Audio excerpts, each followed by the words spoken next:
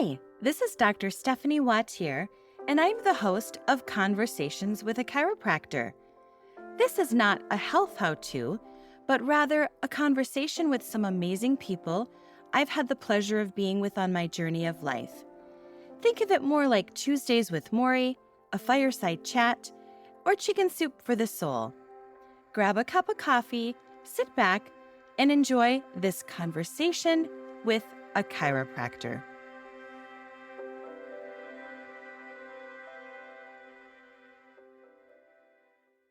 Today on Conversations with a Chiropractor, I have the pleasure of talking to Paul Meese for a second time. If you didn't hear that last episode with us, Paul is an author, he's a philanthropist, he is a human resources executive, he's retired now. But Paul wrote a book called 19 Days, One Man's Journey Through Grief. Unfortunately, Paul's wife passed very unexpectedly after a 19-day illness in January of 2019. But today we're going to talk about hope, and we're going to talk about what happens during that grief process. Paul, thanks for being here. Thanks for having me back.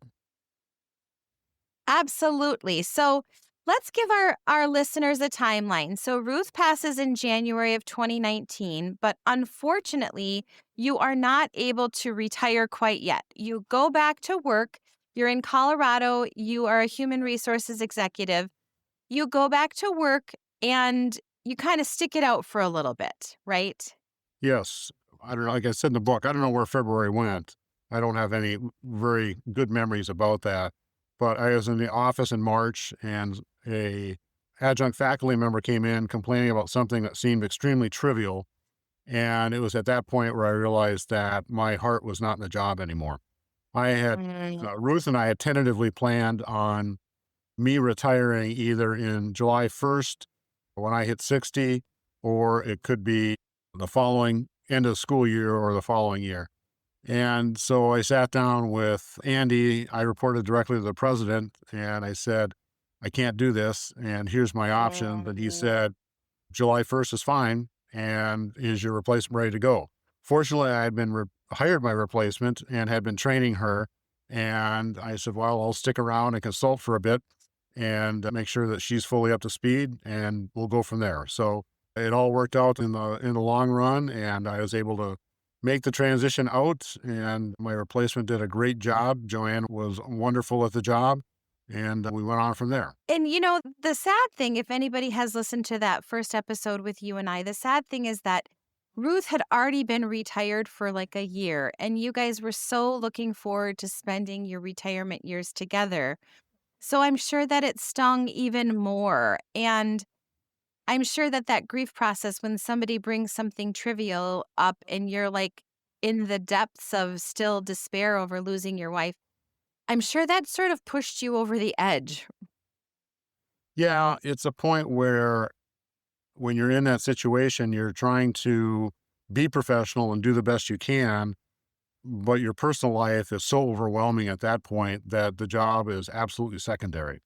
You want to serve, you want to do a good job wherever you're working. You want to make your boss happy. You want to make the people you're working with happy.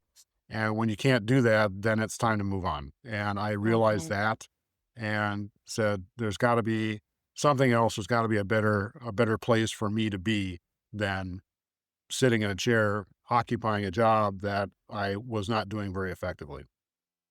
Well, how lovely that you'd already hired your replacement and trained her. So that transition was probably much smoother than if someone hadn't already been preparing to retire.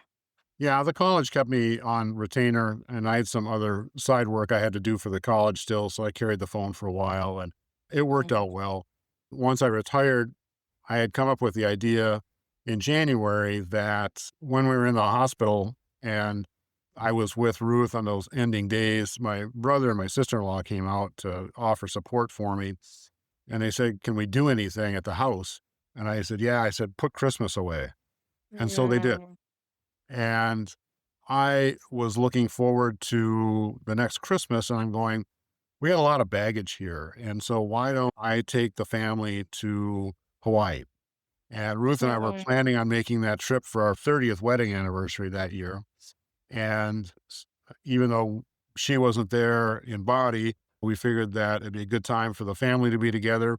We didn't have to worry about dragging up a lot of the traditional memories of what goes where and what do we do when and all those types of things. So I rented a house in Maui and flew the entire family out there for a week. And so we were able to be together as a family unit and do some new experiences and make some memories as a group. At the same time, we hung on to a family tradition that we had of Christmas Eve dinner was burgers and French fries. And my mom was a choir director. And between the early service and the late service, she would run home and make dinner for her three boys. And she wanted something that nobody was going to complain about. Well, nobody complains about burgers and fries. So we had that every year for Christmas Eve. And I did it. I made burgers on the grill in Hawaii, and we had that for dinner that night. Really cool tradition. Yeah, I mean, what's better than a homemade burger and homemade fries? exactly. Exactly. Mm. And yet being in Maui was probably a really nice distinction and probably helped your entire family through those raw parts of that grief process.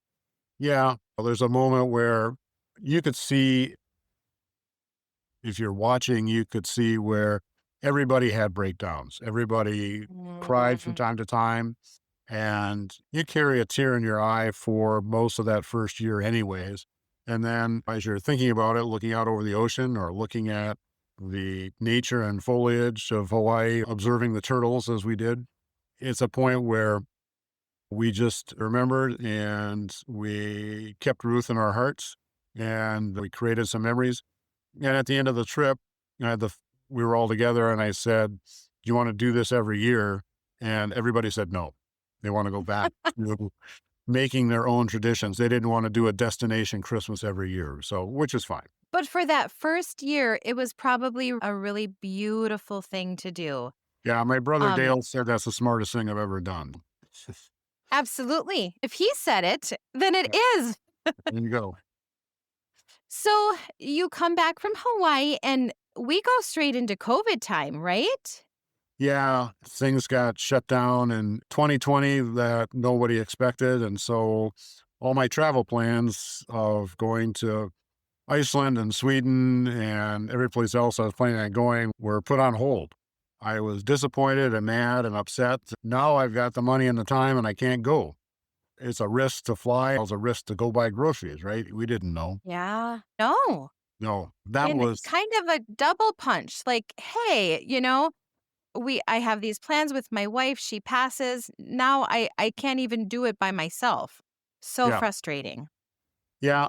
So it's a point where I'm trying to look at the upside and I'm going, okay, I'm here, I'm in place.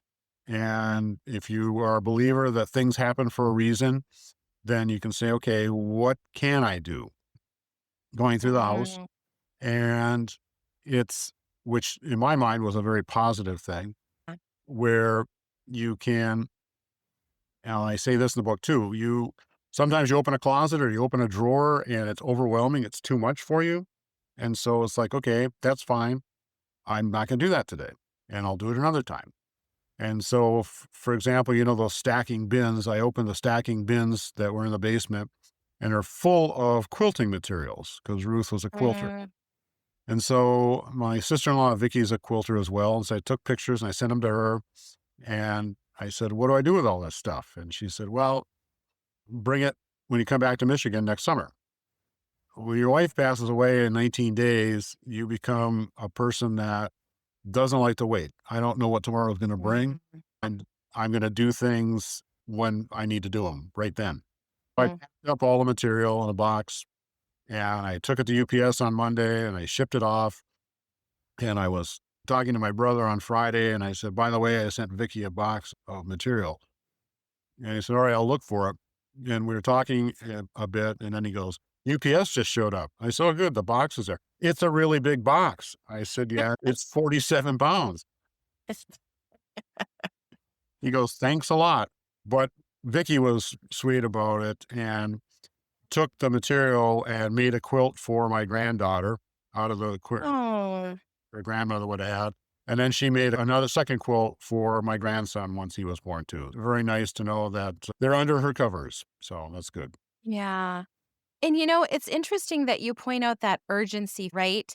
So many people have loved ones that are very ill and they are in this sort of chronic illness time, and their passing seems like it was years and years and years in the making and years in the coming. Unfortunately, in your life, which was such a shock, Ruth, her end of life was like a 19-day process. So somebody could see your urgency in getting that quilting material sent off, and the urgency to tackle the closets and what's in the basement and to tackle the purging. And The kids got what they wanted to get, but we're able Mm, to recycle things that are good and usable. And as I like to say, it's time for somebody else to enjoy that.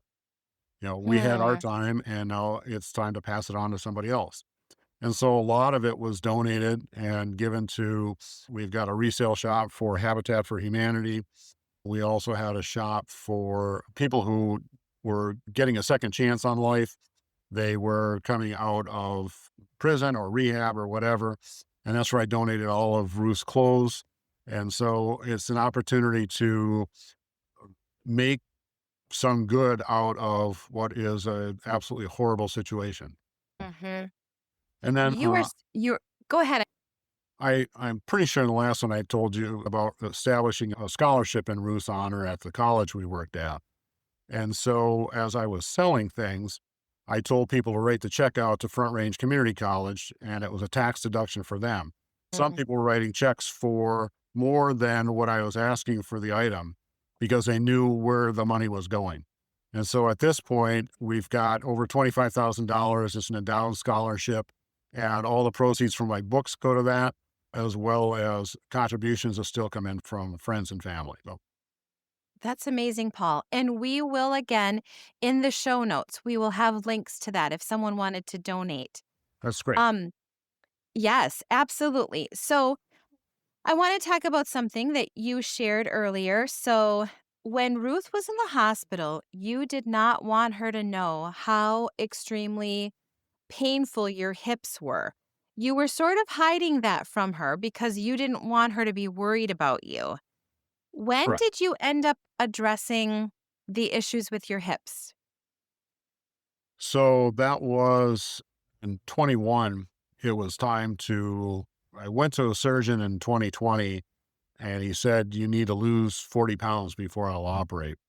And so I went out and lost 50 pounds with COVID through a lot of it through walking and also through diet. I used Noom and Oh, plugged them for a second. And some of the things are a little goofy with them, but overall, it was a good, solid program. It worked. I lost 50 pounds, kept the weight off. And so when I went back to the surgeon, I said, when can we do this? And he says, well, when you can't stand the pain anymore. I said, well, that's why I'm here. When can we do that? December of 21 was the first surgery. And at that point, my brother Dale came out. I had to have someone with me for the first 2 weeks. So my brother Dale came out for the first week. And then a long term friend by the name of Dana came out for week two because you had to have someone there.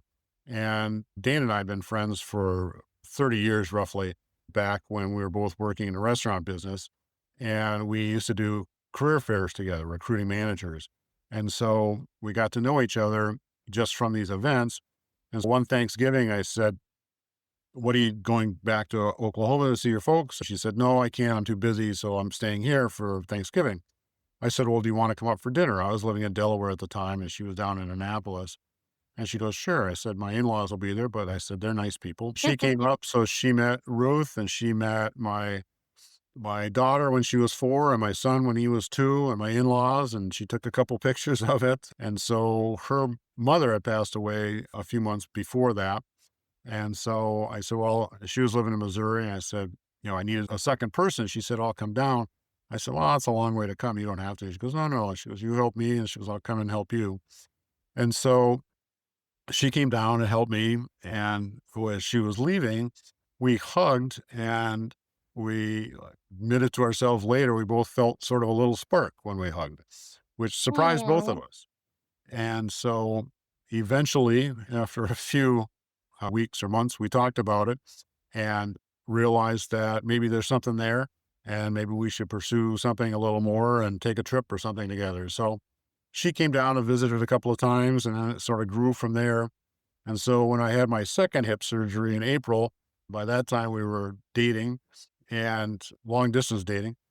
And I told my brother I was getting the second surgery done. He said, "Do you want me to come out?" I said, "No." I said, "Dana's a better cook." So we've been together since then. So we've taken some trips together and Okay. we went to New Zealand together and had a phenomenal trip there. Last year we went to Alaska as well, and that was amazing. At this point, it's just amazing that you can find another partner at this stage in life that you're comfortable with each other and you love each other and you're able to go forward and have a life together. And her family's accepted me and my family's accepted her, and it's gone very, very well.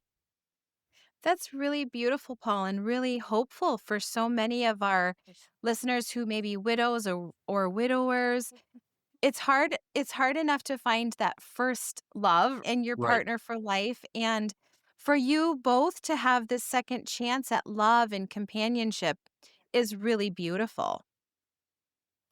So, yeah, so it's fortunate for both of us. She never thought that at this point in her life she'd be with somebody either. So it's great. Mm. We have a lot of common interests beyond travel and music. We're both into different aspects of philanthropy. For example, we came back from Madison on November 20th. And so the 21st on Friday, we want to get our Thanksgiving shopping done before the weekend, before it got really insane in the store. We got up Friday morning, headed to the grocery store, did our shopping, we put that in paper bags in the back of the car, and we both went in the store. And there is a group here called the Goodman Center, and their goal was to feed 4,000 families over Thanksgiving. Wow. So we went back and we each filled up a shopping cart with what we believed would be good items for them to have. And we loaded up the car. Dana ended up taking it over there. When she showed up, the woman said, "Oh," she goes, she opened up the back of the car. She goes, "Did you hold a food drive?" And Dana said, "No, just my partner and I went to the grocery store and we know what you're trying to do. We think it's a good thing." And she had to go and get 6 other people to help her unload the car. There was so much food in there. So Gosh. the woman was crying and couldn't believe that we did that. Oh. But You know, the Paul, goodness it's that they reached their goal. They fed over 4,000 families. So I was very, very excited about it. It's truly a community effort. On Sunday, there was a bunch of bikers going by, and I walked over to the grocery store, and they're all sitting out in front. And I asked someone what they're doing. I said, "Oh, we're on a scavenger hunt. We're going to 5 different grocery stores, buying things the Goodman Center gave us that they still need." Everybody was at that particular grocery store buying brownies and oil. They were helpful. Again, it's a huge community effort, but they were doing their part to help the Goodman Center too. So it's a good thing. And then I have a Mhm. little community refrigerator that is there for refrigerated goods and dry goods that's in front of a church. And I stock that myself on a regular basis. I'll go up and buy dry goods. One time I was there and a woman came up to me and she was watching me unload my car. And I said, "Do you see anything you want?" And she said, "Yeah." She said, "Can I have a can of corn?" I said, "Of course." And I handed her a can of corn and she looked at it and she handed it back to me. And she goes, "I don't have a can opener." Wow. And it broke my heart that she said that to me. And so I went to the dollar store and bought every can opener that they had. And the clerk said, "Well, there's got to be a story here." And I told her the story. So she was crying when I left. And then I went and did the next step and I called a pastor of the church and I said, "You can't tell me that every one of your parishioners doesn't have an extra can opener in their drawer." I said, "You need to tell them that they need to clean out their junk drawer and bring that extra can opener into that food bank and put it out there for those people." And he said he would do that. So somebody this summer was smarter than me and they took a really high end food can opener and they chained it to this box where the food is. And so now if somebody needs something open, they can do it right there. I only buy food that has pop tops now. This is such an interesting thing for our listeners because I know that there are a lot of food drives, especially around the holidays. The schools do them or churches do them, but Literally, like, this is the first time in my entire life that I have thought about how someone is going home to prepare the food. And I wonder how many people are too, whether they're embarrassed or shy or to ask for a can opener. I mean, it was like a profound moment. That woman like gave you this information so that all of us who are quote unquote on the other side, not hungry, not living in poverty, we can address their needs more specifically. Like I'm definitively going to be now looking for a pop top can, instead Yeah. of something that would require a can opener. Or, maybe everybody listening could just pick up one or two can openers and bring them to the food pantry or to whatever collection facility is giving the food. I mean, that's something so simple and yet really profound. Yeah, it's critical. And, people will say they need eggs and milk. You can drop off pancake mix, but without eggs and milk, you can't necessarily make the pancakes. And so Yeah. there's one gentleman, Michael, I spoke with one time, and he was there as I was loading up. And he said, "Thanks for doing this. How often do you do it?" And I told him, and what days, and I told him. And I said, "Is there anything that I'm not getting?" And he said, "Well," he goes, "if you could get Miracle Whip, I'd really appreciate that." And then he said, "And relish." He goes, "Everybody buys ketchup and mustard." He goes, "Nobody buys relish." I said, "Okay, I can do that too." I don't connect with the people there very often. And so it was really neat to hear his story and understand what he's going through. And whether he had an apartment, he wasn't homeless, but he was not employable. And so the food bank was critical to him. And so he said, "I'm here a Mm, couple times a week trying to get enough to scrape by." wow. And, I think that the holidays sort of bring this a little bit more to the forefront of our mind because we are wondering, how are people dealing with grief? How are people dealing with their own lack and their own poverty? So, I mean, it's kind of a very poignant conversation that we're having today, that you've gone from grief, that you now are living some simply fulfilled life with a new partner who you love, who you can travel with. And yet, at the core of both of your beings is philanthropy. This past summer, when I got up to Munising, I had some tax forms that needed to be faxed over to my tax person. And so the library does that service for free. I don't have a fax machine anymore, thankfully. And Mhm. so when I was there and they were going through the process of doing it, there's a old fashioned coffee can with a hole in the lid, and it said student fines. It was a contribution for student book fines. And so I kept thinking about it. And so I went back a couple days later and I said, "How much are the fines?" And she goes, "Well, what's your student's name?" I said, "No, I don't have a student here." I said, "I just want to know how much the book fines are. What's the total dollar amount?" And she goes, "Oh, it's about $770 right now." I said, "Okay." I said, "Well," I said, that's a chunk of money." I said, "Is that going to go down?" And she said, "Yeah." She goes, "School ends next week." And she goes, "As students are cleaning out their lockers and whatnot," she goes, "a lot of those books end up coming back and we get them." So she says, "The number will be down." She goes, "If you come back in 2 weeks, I can give you a better number." I said, "Great." So I went back in 2 weeks it was a Friday afternoon. And I said, how much is the fine total right now? It was $500 and change. So I took out my checkbook and wrote her a check and handed it to her. And her jaw hit the floor and she goes, "Nobody's ever done this before." I said, "Well, I'm not surprised." It's there's a lot of needs out here that people aren't always aware of. So, um, Mhm. it's, again, it's a point of looking at what else can you do? How do you think outside Mhm. your box to what other people's needs are? And the library is not high on anybody's list of things that are critical by any means, but I'm sure it meant a lot to that staff. It'll mean a lot to that school to know that they've got extra money. They probably budget for that $500 loss, but now they can get additional resources for those students. And Yeah. I'm always about the students. What else can we do for the students to help them? And is Mhm. that establishing the food bank on campus, or is that helping with hot lunches or whatever? I've seen this a couple times posted on Facebook where it says, "Don't buy the person behind you a cup of coffee. Call the school and pay for somebody's lunch tab." Mhm. So if there's ways you can make a difference that are not huge as far as monetary goes, but they can impact people, and there's a lot of people struggling out there. And so, how do we make it a little bit easier for somebody? And Mhm.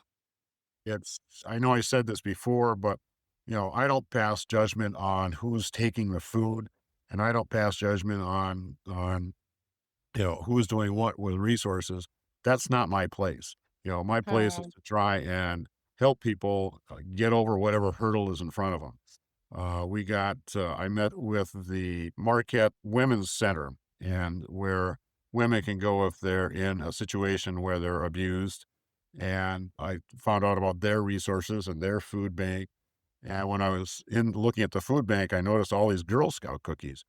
I said something to the woman, and she said, "Oh," she goes, "Do you want a box?" I said, "No, I don't want a box." I said, "But it's interesting you have them."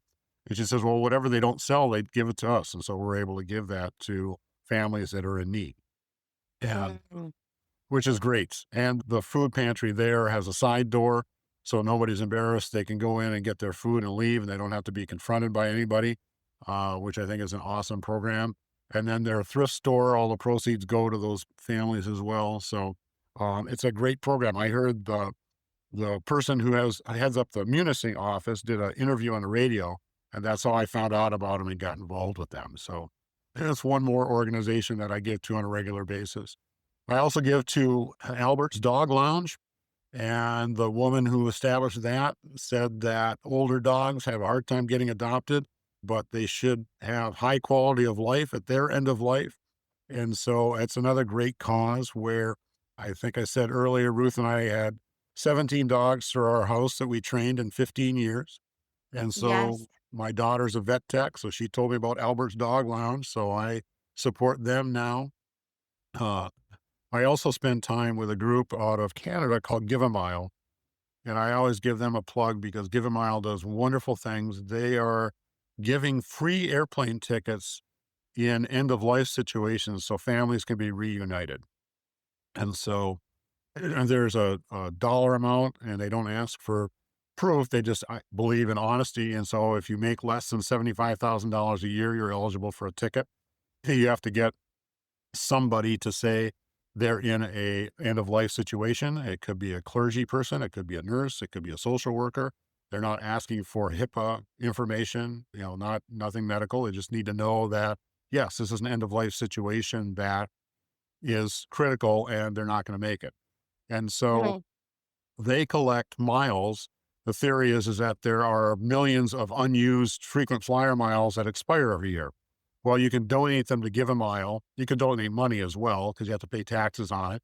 But Give a Mile then collects those miles and helps unite families at end of life. I was involved with one where a great niece brought her, in essence, grandmother to see her sister and brother. She went from Florida to Texas with her, and so that they could see each other one more time.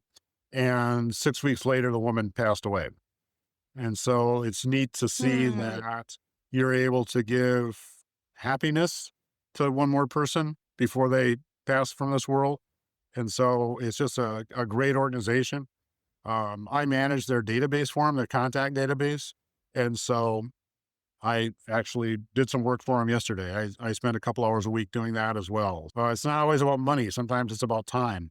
And one thing that popped into my head that I didn't talk about last time was when I was in the hospital with Ruth, they had a dog visitation program. Mhm. A handler would come in and ask if they could come in. And if you said yes, they'd come in. And then the dog would go to the person in the bed, and the person in the bed would be able to pet the dog and get some puppy loving, as it is, depending upon the size of the dog. And so that was a highlight in the hospital for Ruth, if there was one. Again, just bringing a smile and a moment of peace to somebody can make a difference. So there's lots of things that we can do. You just have to look around and be aware. Yeah. And this brings up a really good point, Paul. You are using your time and your talents. This doesn't always have to be a financial gift. You're basically using the time that you have to create those spreadsheets and to do that tracking. And I know for sure, and I don't have all the statistics, but animals are so healing to people when they are sick. It's proven that just like petting a dog can bring your blood pressure down.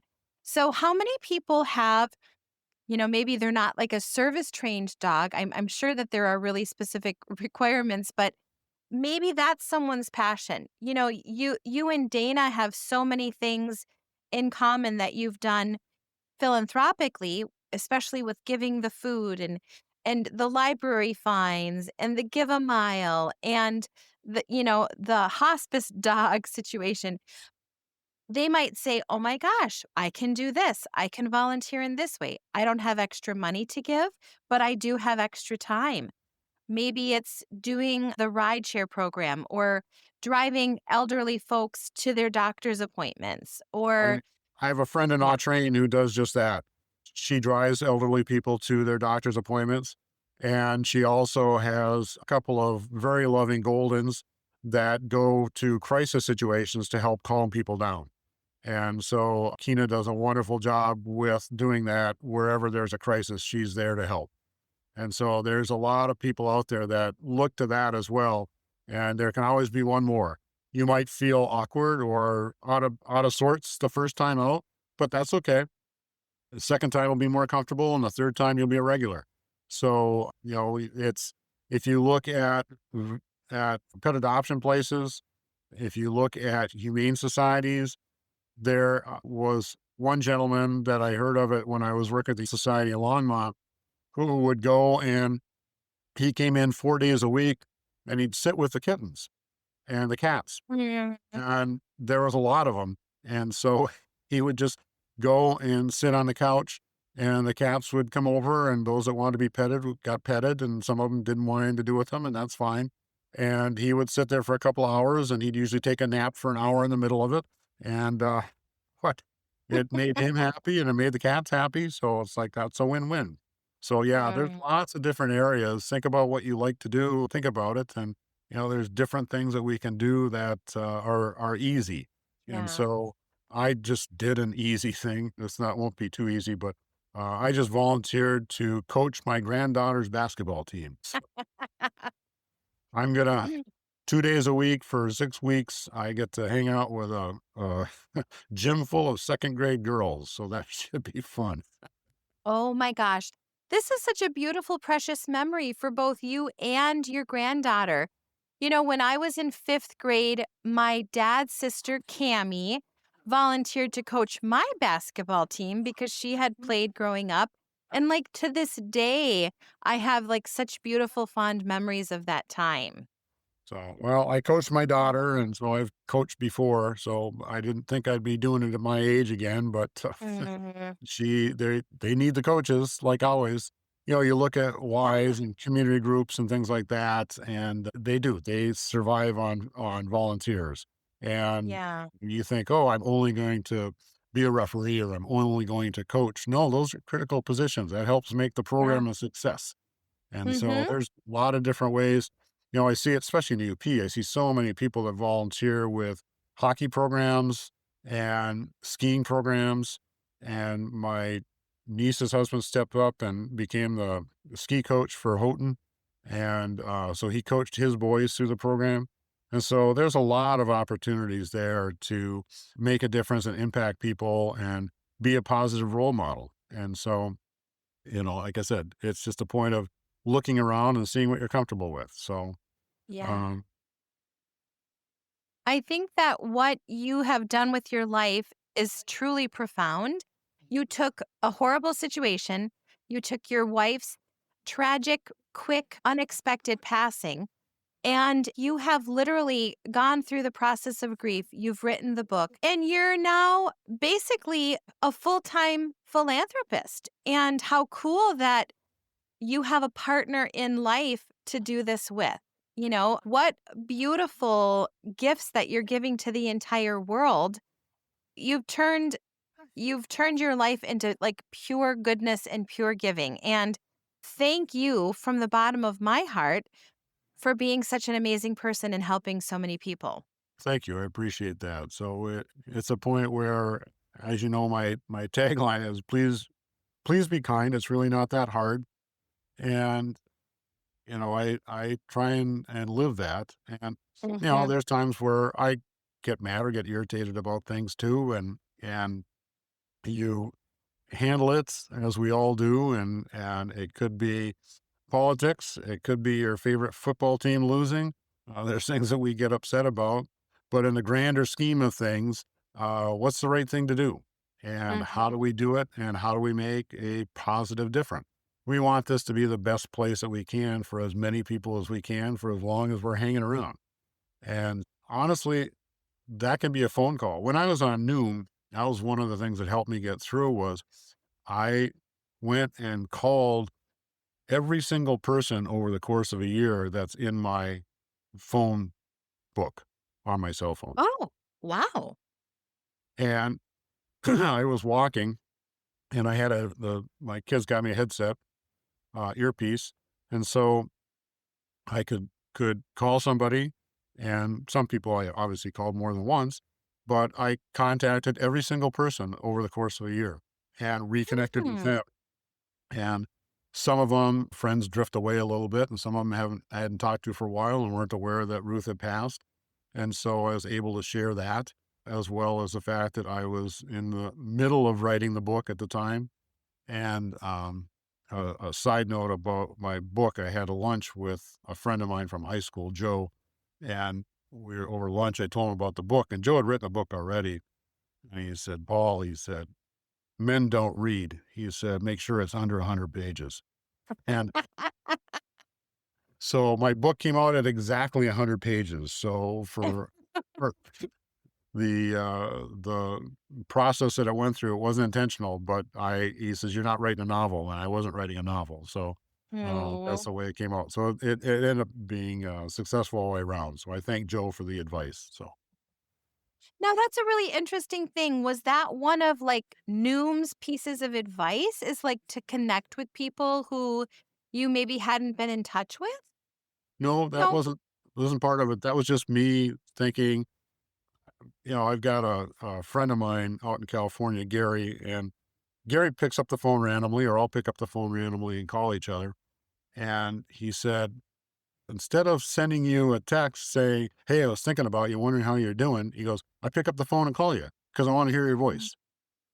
Yeah. And it's not that much harder to make a phone call than it is send a text message. And guess what? If you're busy, you won't answer your phone, and I'll leave you a message, and maybe you'll call me back, or maybe you won't. It's about the connection of Yeah. how to support each other going through this. I talked to my cousin Dave as he's going through the loss of his wife, and so we talk more often than we have in the past, and that's Mhm. probably good and healthy for both of us.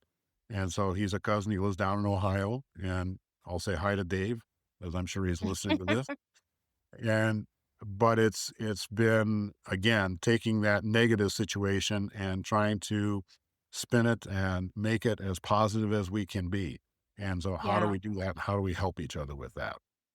You are definitely succeeding in that. Paul, let me ask you this question. When Ruth passed, I'm sure that many people said the wrong thing, many people said the right thing. What advice would you give our listeners if during this holiday season they know that there's someone who has recently lost a loved one? What would you say if they feel paralyzed by not knowing what to say? What would you encourage them to do? I think it's important that an effort to you can acknowledge their loss with simply, I'm sorry for your loss. And the next best thing that I think you can say is, what can I do to help you as you go through this Mm, transition?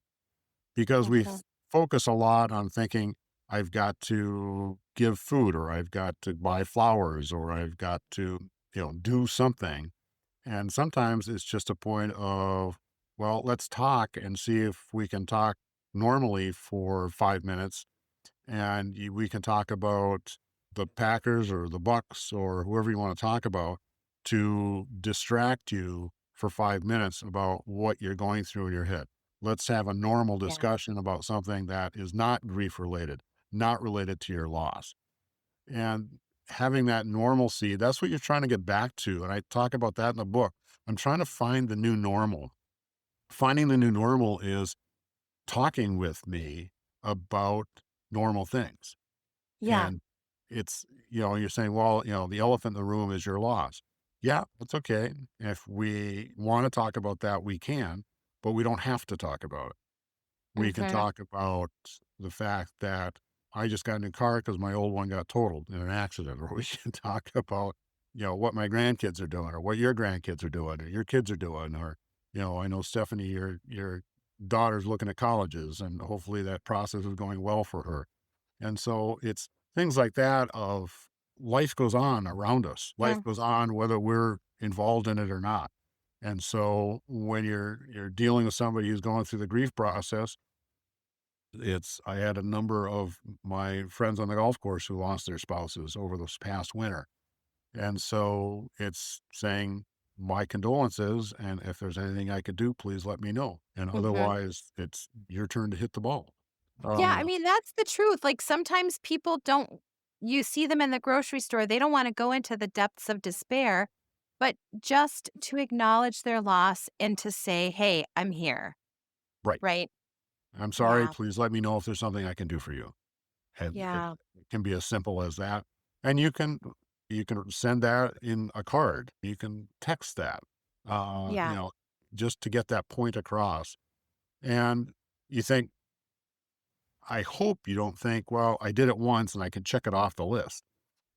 It's a long process, Mhm. especially if it is a partner or a child or a parent. It's a long process.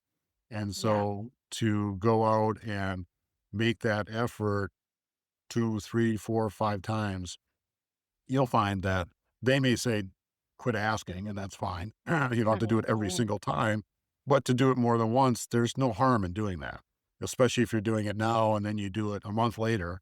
That's okay. There's nothing wrong with that. Absolutely, and I think what I've heard from some people is that, there's a lot of noise or there's a lot of activity very close to the passing, right? It's the funeral, it's this, it's like you said, it's the process of purging.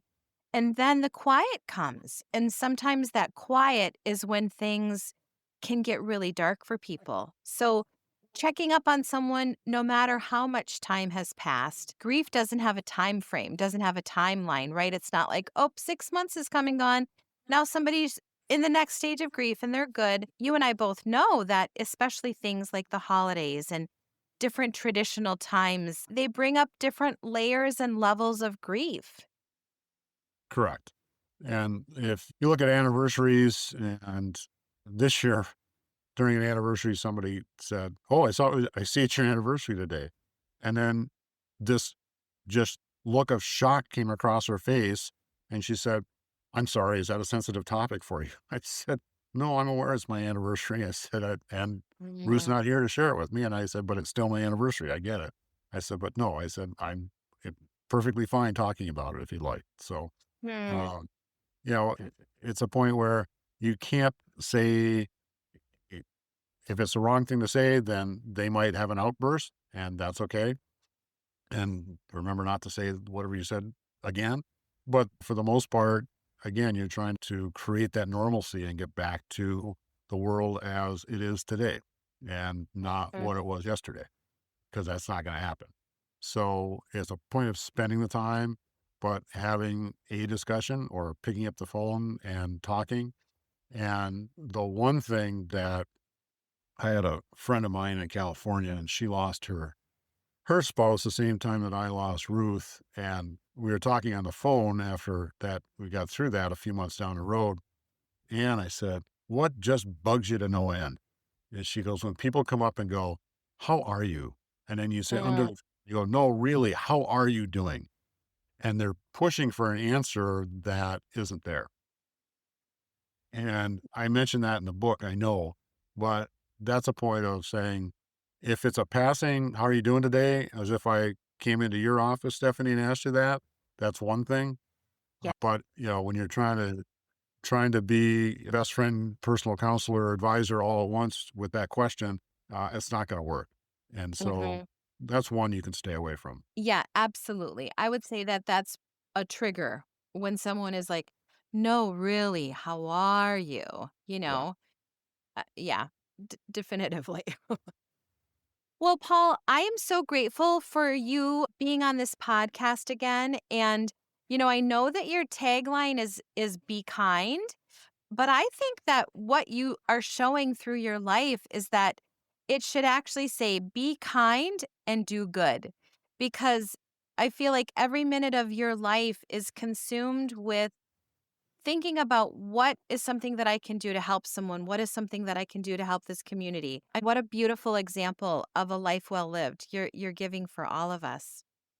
Thank you. I appreciate that. So it's a point of when I was establishing my scholarship at Lakeland University, the woman in the foundation had a loss, and when she heard about my book, she immediately bought it and read it. And I said, "What did you do with the book?" And she said, "I put it in the Student Resource Center so that any students that are going through a loss will have a resource available to them as well." I look at it saying, I sell a book, great. If I don't sell a book, great. It's not about the sales, it's about getting that message out there. And so if you're passing my book along, that's okay. And it's hope that as people are going through the healing process, and which never ends at this point in time, but as they're going Mhm. through that process, that they find how they want to fill those gaps, how they want to feel good about themselves, how they want to spend time with their family and their loved ones, and we go forward from there. I think that I've been given a second chance, second opportunity at life, and I'm trying to make the most of it with Dana, with my family. I'm looking for the next cause, so to speak, at one point, but I'm not. They come to Mm. me. They seem to fall into my lap. It's the holiday season. You said earlier where people are asking for money and food and things like that. I got 8 pieces of mail yesterday, all of which were different organizations asking for contributions.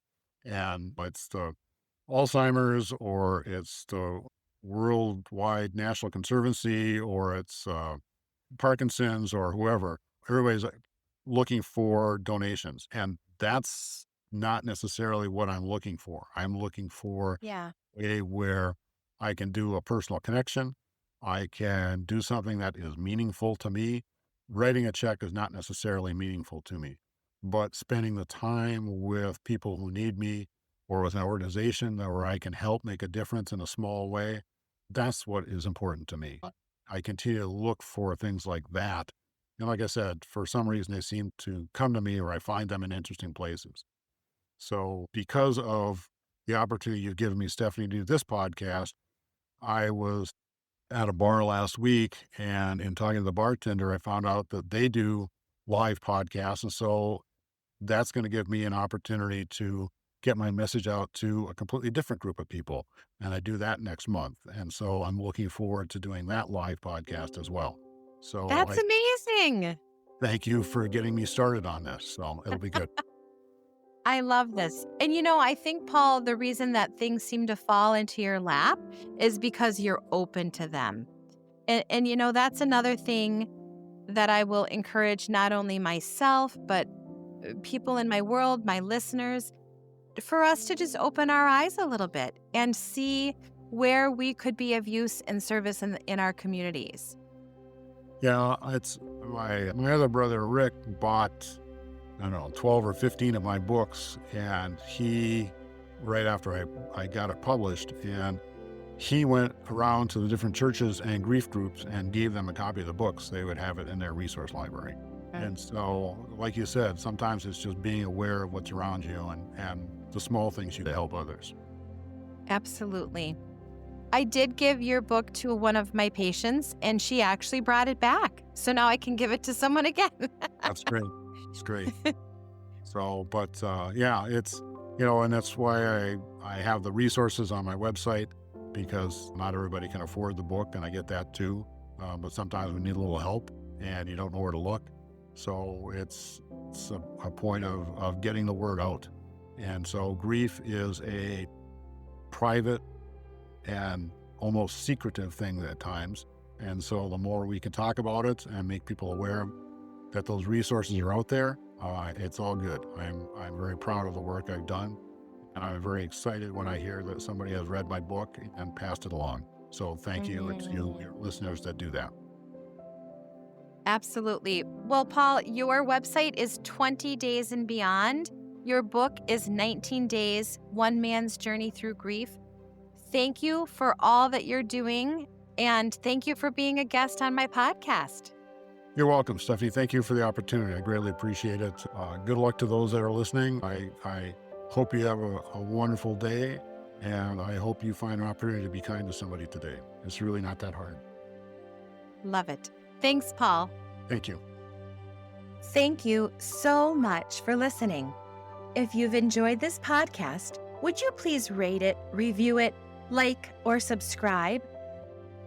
You can find me on social media at watchyourwellness.com, Dr. Stephanie Wattier on Instagram, or Watch Your Wellness Chiropractic and Massage on Facebook. And I'm so curious where your next conversation will take you.